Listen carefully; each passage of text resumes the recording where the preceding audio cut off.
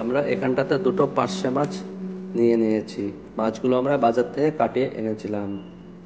আর নিয়ে নিয়েছি পেঁয়াজ কুচি, লঙ্কা আর টমেটো কুচি, আর রসুনের কোয়া, আর কেটে রেখেছিলাম আলু, আর নিয়েছি ধনিয়া পাতা, পেঁয়াজ, রসুন, লঙ্কা, টমেটো। এগুলো আমরা মিক্সিতে দিয়ে একসঙ্গে পেস্ট বানিয়ে নেব। আর এর সঙ্গে অ্যাড করে দিলাম পোস্ত। এটা মিষ্টিতে দিয়ে আমরা কিছু ডুবিয়ে নিলাম। তারপর আমাদের পেস্টটি রেডি হয়ে গেল। এর সঙ্গে আমরা অ্যাড করলাম আদা বাটা। এবার মাছগুলো একটা জায়গাতে নিয়ে ওর উপরে ছিটিয়ে দিলাম হলুদ আর লবণ। এবার এগুলোকে আমরা একটু মাখিয়ে নেব। দেখতে হবে যাতে সব জায়গাতে সমানভাবে লবণ আর হলুদ লাগানো হয়। এরপর আমরা স্টোভ জ্বালিয়ে নিলাম আর আমাদের যে ফ্রাই প্যান সেটা আমরা বসিয়ে দিলাম। তেল দিয়ে গরম করে নিলাম। এবার মাছগুলো একটা একটা করে আমরা ফ্রাই প্যানের উপরে দিয়ে দেব। খেয়াল রাখতে হবে যাতে একটার সঙ্গে আর একটা না লেগে যায়।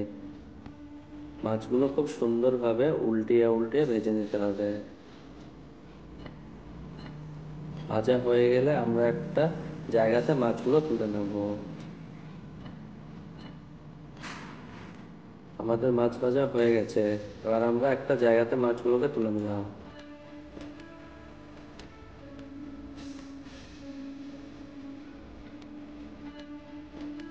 এরপর আমরা সেই গরম তেলের উপরে আবার মাছের মুড়োগুলো দিয়ে দিলাম। মুড়োগুলো একসঙ্গে ভাজা যায়, কিন্তু আলাদা করে ভাজলে মুড়োগুলো ঠিকঠাক ভাজা হয়। তাতে করে ভেতরে মুড়োর কাঁচা ভাবটা থাকে না। উল্টিয়ে পাল্টিয়ে ভালো করে ভেজে নেব। ভাজা হয়ে গেলে এগুলো আমরা তুলে নেব।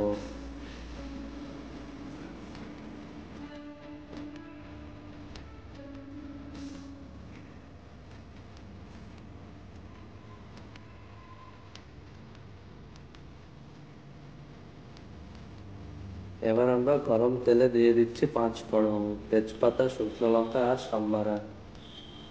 এগুলোকে হালকা করে নাড়িয়ে নেব। এরপরে আমরা দিচ্ছি আলু। আলুগুলোকে একটু নাড়িয়ে নেব। তারপর এর সঙ্গে অ্যাড করব পরিমাণ মতন হলুদ আর লবণ, যাতে করে আলুগুলো খুব সুন্দর লাগে দেখতে।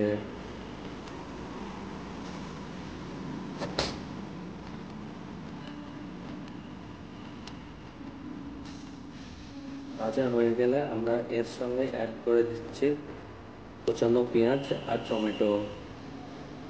এগুলোকে একসঙ্গে কিছুক্ষণ আমরা নাড়িয়ে নেব।